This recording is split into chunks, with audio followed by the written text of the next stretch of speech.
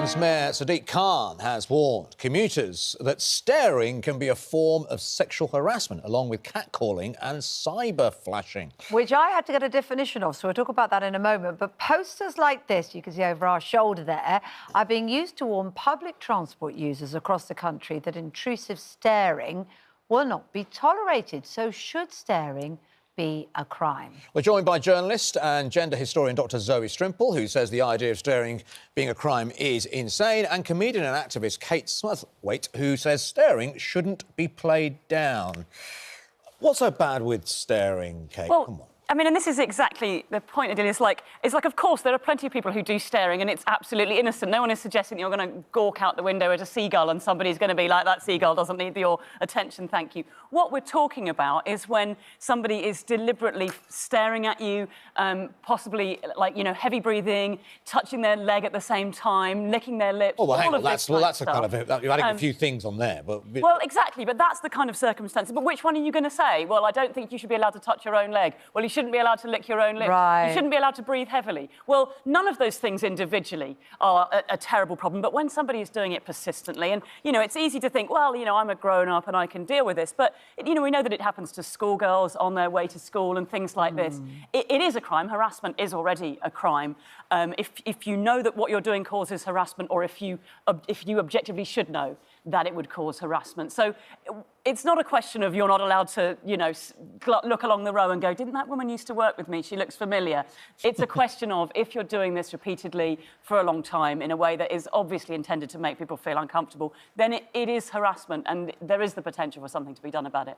Dr. Zoe Strimple, it can be intimidating, can't it, Steph? Sure. I mean, a lot of things can be intimidating. My neighbour can be quite intimidating. In fact, she makes me feel deeply uncomfortable quite a lot of the time. Why? Did you stare through your window? She has all kinds of mannerisms that I find. I mean, she's just a very unpleasant person. Her behavior. Anyway, there are a lot of things that are extremely uncomfortable. She doesn't watch the show. It's OK. Yeah. I'm just thinking she doesn't watch the show. Maybe that's a problem. But maybe that is her problem. But when I saw this poster, I thought, seriously, this is what TfL is now weighing in on? This is what Sadiq Khan is now weighing in on? Women are raped, and, you know, very few of these, you know, rape allegations are actually followed up and then lead to prosecutions. Women are being groped, they are being physically assaulted, they're being murdered. They're having basic, you know, issues with violence that are, like, barely taken care of. And we're like, and now suddenly it's about staring. And, you know, obviously a nasty, letchy stare is unpleasant, but there's limited resources. You can't fry every fish. This is not a fish that should be fried and amped up to the level that much more serious things are, and it's not serious. Kate, if it was a good-looking guy, you know, somebody you were attracted to, and they were looking at you, would that be awful?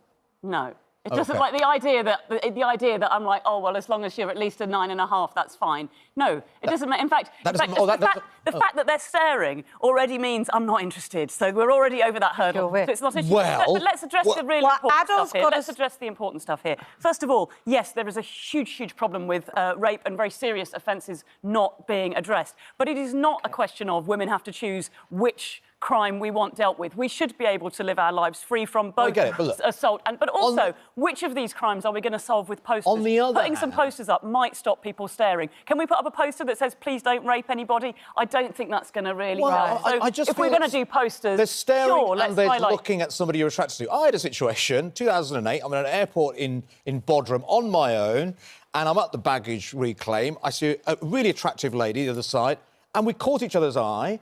And I think we ended up looking at each other. We were staring at each other. And as we were walking out... Was it intrusive staring, or was it super welcome staring? I don't know. How are the grandchildren? How would you describe it? I was staring at her, waiting for her to look at me. So she looked at me, and then as we walked out, we sort of ended up next to each other. I asked for a number.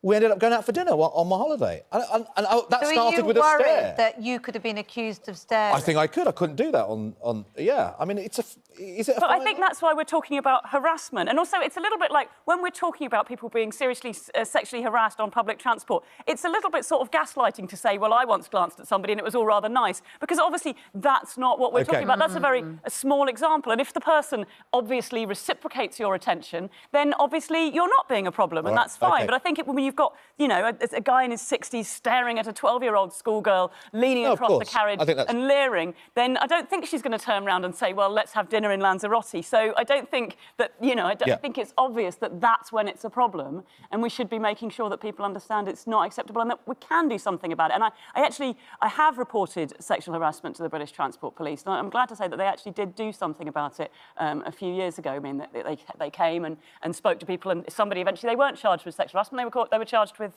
being drunk and disorderly. All right, we have well to deserved it. we are. Thank you so much, Zoe and Kate, for that. Thank It's an you. interesting debate. I'm sure we'll come back to it at some point.